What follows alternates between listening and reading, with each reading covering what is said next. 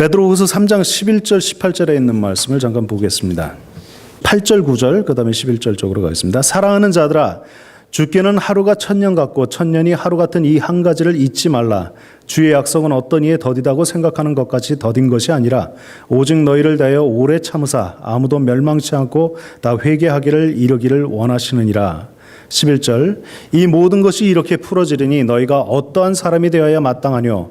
거룩한 행실과 경건함으로 하나님의 날에 임하기를 바라보고 간절히 사모하라. 그날에 하늘에 불이 타서 풀어지고 체질이 뜨거운 불에 녹아지려니와 우리는 그의 약속대로 의에 거하는 바 새 하늘과 새 땅을 바라보노라. 베드로는 우리가 마지막 때가 되어질 때 준비된 사람으로서 하나님의 마지막 날을 맞이하기를 기대하고 있습니다.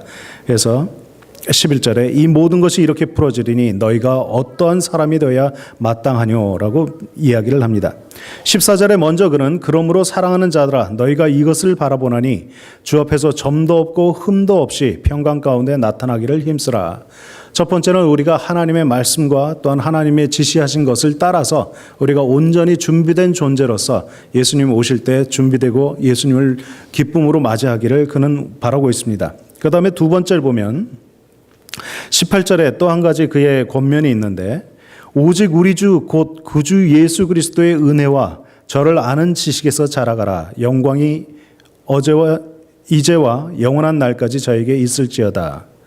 첫 번째는 흠도 없이 점도 없이 준비되기를 원하고 두 번째 얘기하는 것은 오직 우리 주 곧 구주 예수 그리스도의 은혜와 저를 아는 지식에서 자라가라라고 이야기를 함줍니다. 하나님을 맞이하고 하나님을 준비하는 것은 우리가 순결한 존재로서 준비되어지고 또한 한 순간에 머물러 있는 것이 아니라 끊임없이 계속적으로 성장해야 됨을 이야기를 해주고 있습니다. 그 두 가지 것을 베드로가 우리에게 요구를 하고 또한 그것이 예수님의 날을 준비하기 위해 우리에게 주어진 것입니다. 하나님이 처음에 창조를 하실 때 생물을 창조하신 다음에 하나님이 얘기하신 것은 생육하고 번성하여 충만하라라고 그렇게 얘기를 하십니다. 인간을 창조하신 다음에도 하나님께서 얘기하실 때 생육하고 번성하여 충만하라라고 똑같이 이야기를 하십니다. 그 다음 또한 하나님께서 인간을 창조하실 때 모든 생물과 다르게 좀 더 하신 표현이 있는데 그것은 우리의 형상을 따라 우리의 모양대로라는 말씀으로 인간을 창조를 하셨습니다. 그래서 인간도 하나님께서 만드시고 인간도 성장하도록 인간도 아담과 하와의 자녀들은 갓난 아기로부터 시작해서 성장을 하게 됩니다. 그런데 하나님께서 성장하고 생육하고 번성하여 충만하라라고 하는 것이 모든 생물이 무한하게 자라는 것은 아닌 것처럼 보입니다. 사람이 태어나서 갓난 아기로 태어나서 적당히 어린아이로 자라다가 성인이 되어지고 그 다음에 더 살면 더 2m, 3m, 4m, 5m 그렇게 자라는 것이 아니라 어떤 면에서 우리의 육체적인 모습은 자라는 것이 어느 정도의 상태에서 멈추게 되어집니다. 그렇지만 우리의 지성이나 우리의 그 안에 있는 품격 같은 것은 어떤 순간에 멈추는 것이 아니라 계속적으로 성장을 하게 되어집니다. 우리의 형상을 따라 우리의 모양대로 하나님을 닮은 존재로 우리는 끊임없이 자라게 되어 있다라고 하는 것입니다. 한국의 여러 말들 중에 평생교육이라고 하는 것이 있습니다. 어떻게 보면 하나님께서 우리에게 요구하시고 원하시는 것은 그리스도 안에서 이런 평생교육을 하나님께서 우리에게 원하신다고 하는 것입니다. 우리의 모본을 예수님이라고 그렇게 얘기를 하는데 예수님의 어린 시절에 대해서 이렇게 묘사를 합니다. 누가복음 2장 52절에 예수는 그 지혜와 그 키가 자라가며 하나님과 사람에게 더 사랑스러워 가시더라라고 이야기를 해주고 있습니다. 예수님은 그 지혜와 그 키가 자라났다라고 그렇게 얘기를 합니다. 갓난 아기로 태어나서 그의 육체적, 신체적인 면이 자라났습니다. 그렇지만 그 신체적인 자라남 그것만이 아니라 끊임없이 그의 지성과 또한 인성을 포함한 그 부분도 계속적으로 성장하고 자라났다라고 하는 것입니다. 지혜라고 하는 것은 어떻게 보면 우리가 가진 지식을 우리 삶 속에 맞게 적용시키는 것이 지혜라고 되어질 수가 있습니다. 창세기에서 하나님께서 인간을 창조하신 다음에 첫 번째 하신 말씀은 심히 좋았더라라고 하는 말씀입니다. 하나님께서는 어떻게 보면 인간이 태어나서 하나님을 닮아가며 성장하는 것을 아름답게 보시는 것입니다. 히브리서 5장 12절 14절 때가 오름으로 너희가 마땅히 선생이 될 터인데 너희가 다시 하나님의 말씀의 초보가 무엇인지 누구에게 가르침을 받아야 할 것이니 젖이나 먹고 단단한 식물을 못 먹을 자가 되었도다. 대저 젖을 먹는 자마다 어린아이니 의의 말씀을 경험하지 못한 자여 단단한 식물은 장성한 자의 것이니 저희는 지각을 사용함으로 연단을 받아 선악을 분별하는 자들이니라 라고 이야기를 해주고 있습니다. 초대교회 당시에도 바울이 볼 때에 하나님의 말씀을 듣고 기쁨 속에서 하나님의 백성이 되고자 결심하고 또한 하나님의 뜻대로 살고자 하지만 거기서 성장하지 못하고 있는 모습을 이야기를 해주고 있습니다. 때가 오므로 너희가 마땅히 선생이 될 터인데 너희가 다시 하나님의 말씀의 초보가 무엇인지 누구에게 가르침을 받아야 할 것이니 라고 그렇게 얘기를 해주고 있습니다. 그러면서 그런 사람들이 해야 될 것을 6장 1절에서부터 이야기를 해주고 있는데 6장 1절부터 얘기하는 것은 그러므로 우리가 그리스도도의 초보를 버리라고 하는 것이 없애라는 것이 아니라 그 출발점으로 여기 얘기를 하십니다.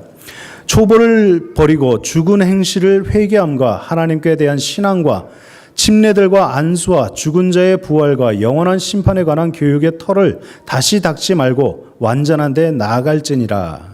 하나님이 허락하시면 우리가 이것을 하리라 라고 얘기를 합니다.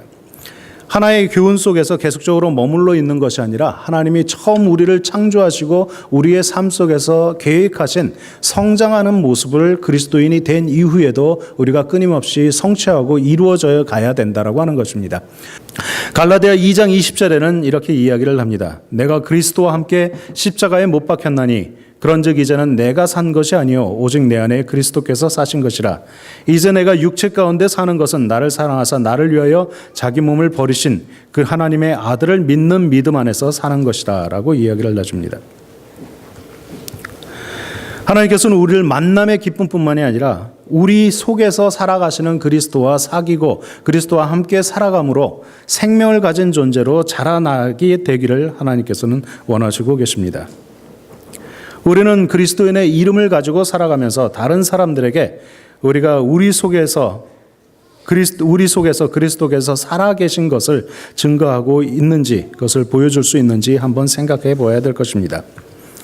우리는 영향력이라고 하는 것이 있습니다. 영향력은 다른 사람에게 영향을 끼치고 어떨 때는 변화시키는 힘까지도 가지고 있습니다. 이 영향력이 중요하기 때문에 좋은 친구를 사귀라고 그렇게 얘기를 합니다.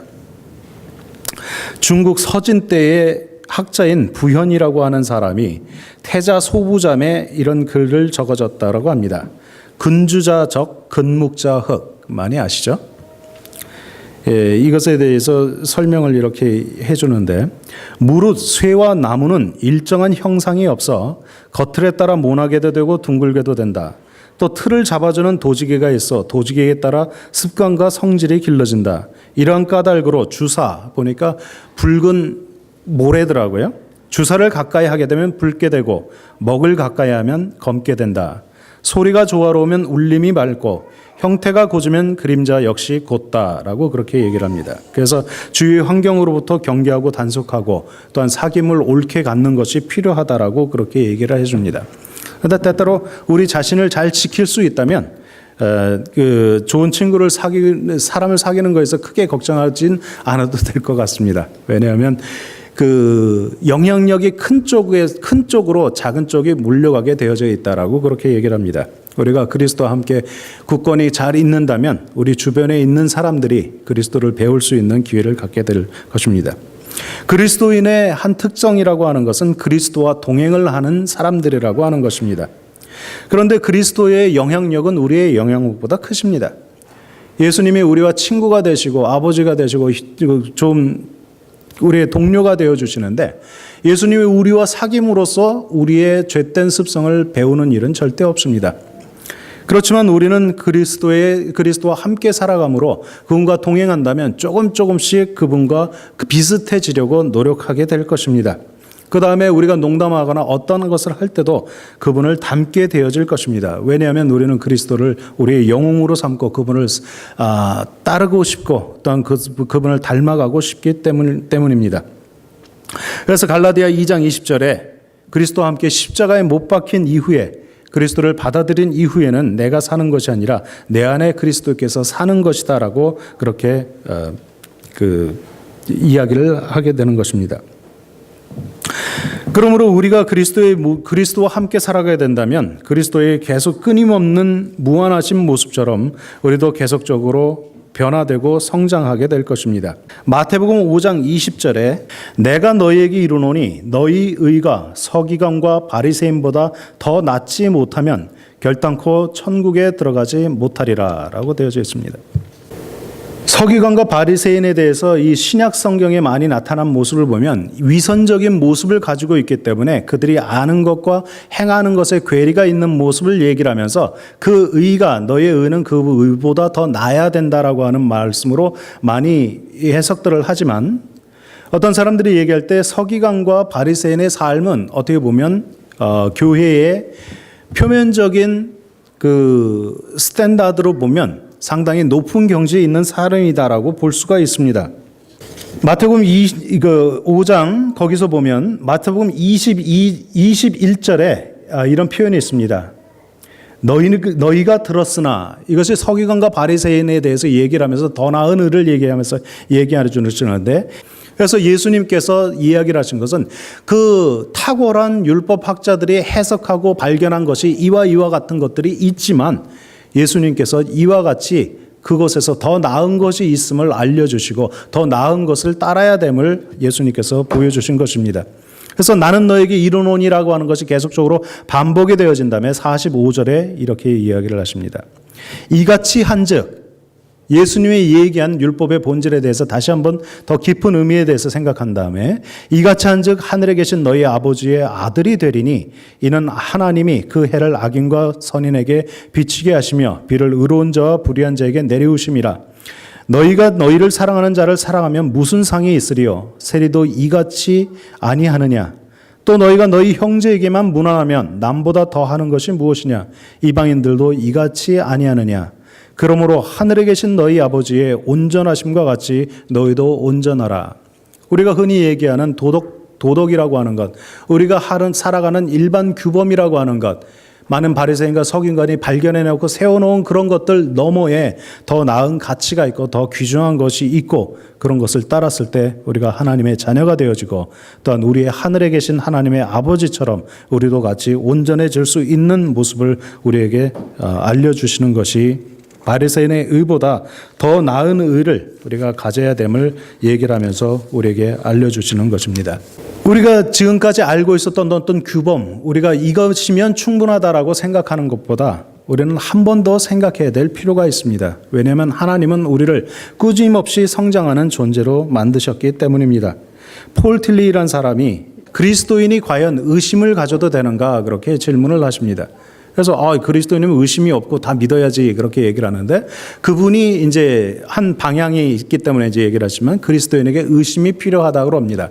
그러면서 그분이 얘기한 그 의심의 필요는 유한한 인간이 하나님에 의해 창조된 유한한 인간이 무한한 하나님에 대해서 배우려고 한다면 그곳에서는 갭이 생길 수밖에 없다라고 하는 것입니다.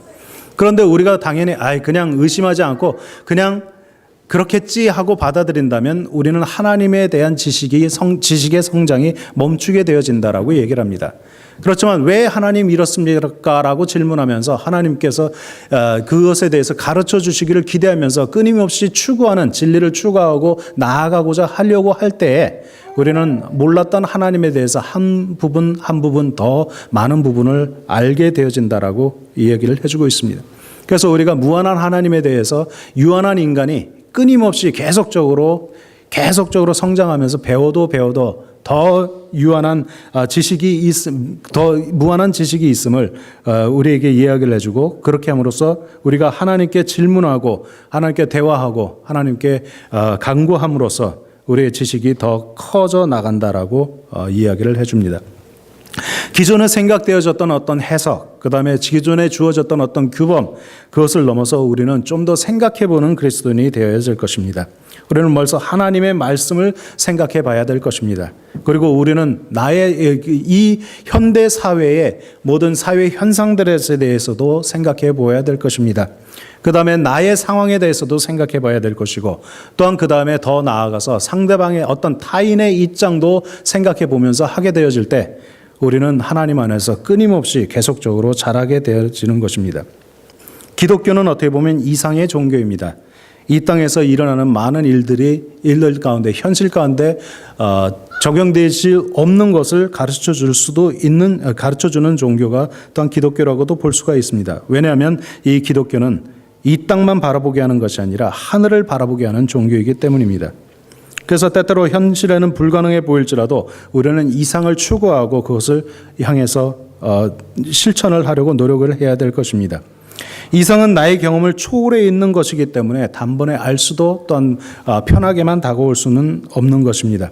그렇지만 우리가 더 배우고자 한다면 우리가 이 땅에서만 사는 사람이 아니라 이 땅만 바라보는 사람들이 아니라 우리를 창조하시고 우리에게 이성과 또한 우리에게 성품적인 면에서 성장하게 하시는 하나님의 이상을 우리는 바라볼 수 있게 될 것입니다.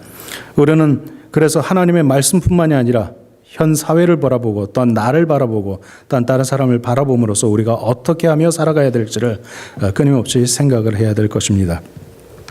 예전에 신들러 리스트라고 하는 영화가 있었는데 그곳에서 한 장면이 이런 장면이 있었습니다. 독일 군인 장교가 유대인들을 수용소에서 많은 사람들을 하인을 부리듯이 부리면서 살고 있었습니다.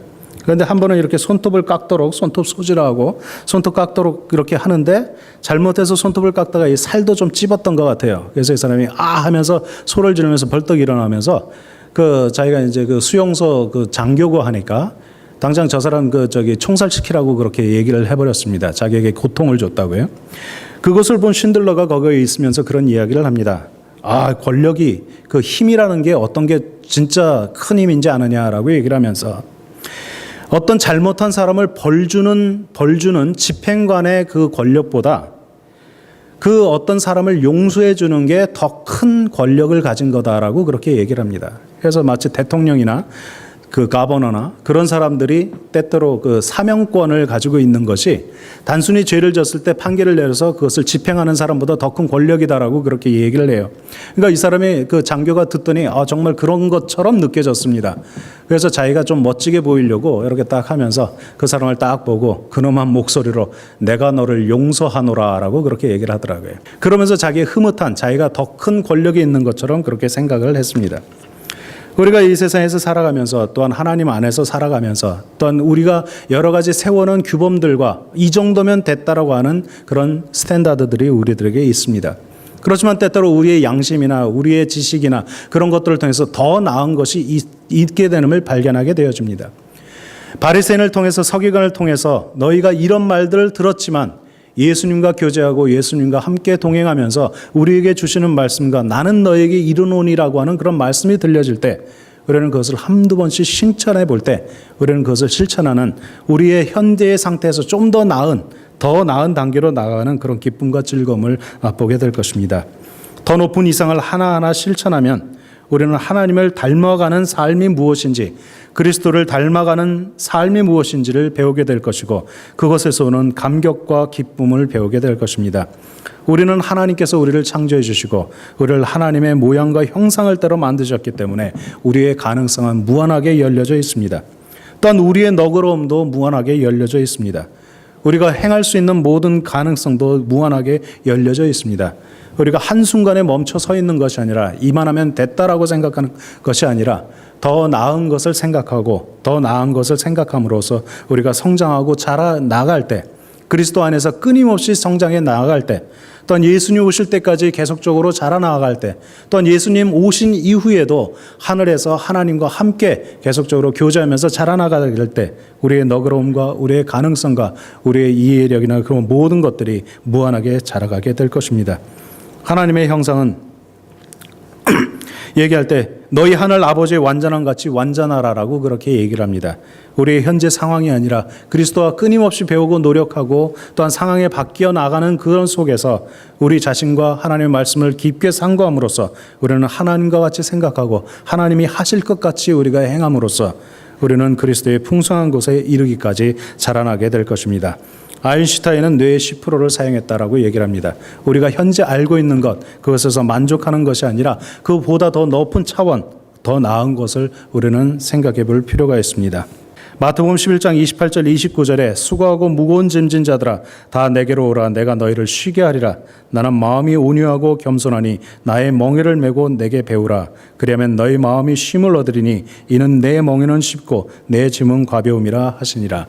우리가 이 세상을 살아갈 때 세상이 제시한 기준이나 또한 교회에서 제시한 기준이나 그것을 하면서 그것을 실천하면서 거기서 만족하고 멈추는 것이 아니라 끊임없이 하나님이라면 어떻게 우리에게 더 나은 것을 요구하실 것을 생각하면서 성장하게 될 때 우리는 그리스도의 성장에 이르게 될 것이고 또한 그 과정이 때때로는 힘들고 어렵게 느껴질지 모르지만 그리스도와 함께 교제하면서 함께 성장하면서 하게 될 때 우리를 편하게 하고 명예를 쉽게 해주는 그리스도에게서 배우기 때문에 우리는 그 일을 충분히 이룰 수 있게 될 것입니다. 다시 한번 베드로 후서를 넘어가 보면 베드로는 마지막 그가 순교를 앞두고 또한 예수님의 재림을 고대하는 많은 동료 교인들에게 이렇게 얘기를 했습니다. 이 모든 것이 이렇게 풀어지리니 너희가 어떠한 사람이 되어야 마땅하뇨 거룩한 행실과 경건함으로 하나님의 날이 임하기를 바라보고 간절히 사모하라. 베드로 18절에는 오직 우리 주 간절을 사모하면서 먼저 흠과 점이 없이 그리스도 앞에 하나님 앞에 서도록 권면을 하고 또 하나는 오직 우리 주 곧 우리 구주 예수 그리스도의 은혜와 저를 아는 지식에서 자라가라라고 우리에게 얘기를 해주고 있습니다. 우리가 이만큼 성장했기 때문에 이제는 나 혼자 서겠다고 하는 것이 아니라 끊임없이 그리스도와 교제하고 하나님의 말씀을 묵상하고 또한 더 나은 것이 무엇인가를 생각함으로써 우리의 생각이 바리새인과 서기관의 의를 넘어서 하나님께서 원하시는 방법으로 끊임없이 자라남으로 하나님께 영광을 돌리는 저희가 되기를 바라면서 말씀을 마치겠습니다.